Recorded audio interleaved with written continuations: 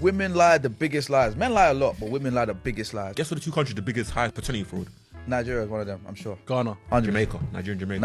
Nigeria. And Jamaica? The easiest way to have your head chopped off today in Nigeria by some women is to start a conversation around the DNA. Women have always accused men in Nigeria as the greatest cheat in relationships and marriages. But our women are the ones that are always scared of the DNAs. Why is that so? I thought men should have been the ones scared of conducting DNAs on children whenever they're accused of involving in some sort of relationship that brings out the child from unions that are not considered to be the legitimate unions they were involved in. You see, statistics are beginning to show it consistently that in Africa, Nigeria comes first whenever they talk about paternity fraud, and Nigeria comes second globally. When paternity fraud is mentioned, Jamaica takes the lead and we follow. This means that in Nigeria today, women are the ones who are mostly in marriages, but whenever they give birth to children, in some cases, for some women, either a child or most of the children are not for the man in that marriage.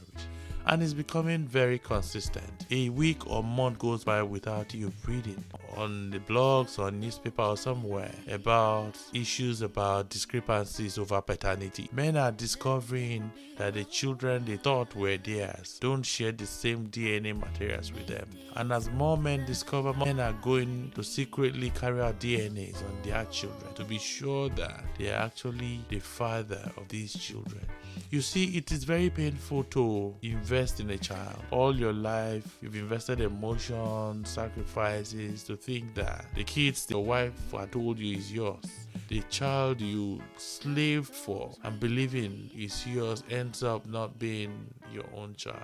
It's frustrating to see that a child you've really bonded with and shared a lot with ends up not becoming your own child, all because of one woman who has decided to toe a path that does not only destroy her or the man, but permanently leaves a scar on that child and destroying the family unit. I want to ask this question: why are women destroying the family unit these days? Why are some women deriving pleasure in having children outside a union that they were legitimately involved in? Is this some sort of clapbacks? Could it be some sort of revenge on previous relationships that left trauma on them? Just a few days ago, a man went on air in Oyo State to reveal how all the 4 children he thought was his didn't belong to him. That the wife that was a mommy Gio, a pastor, had 4 of her children for her boyfriend. And this is one of the so many cases that exist in Nigeria today. I know in the past there were rare cases of paternity fraud, and it wasn't really common because polygamy has made it so, and the man of the house would not really bother because he needed extra hands in his farm. But it's no longer so in recent times. Lately, should men go for DNA immediately their children are given birth to now, owing to the fact that some women are no longer to be trusted? Because it's painful for a man to invest his time, his youthful days to nurture kids, only for him to discover years down the line that the kids are not even his own children.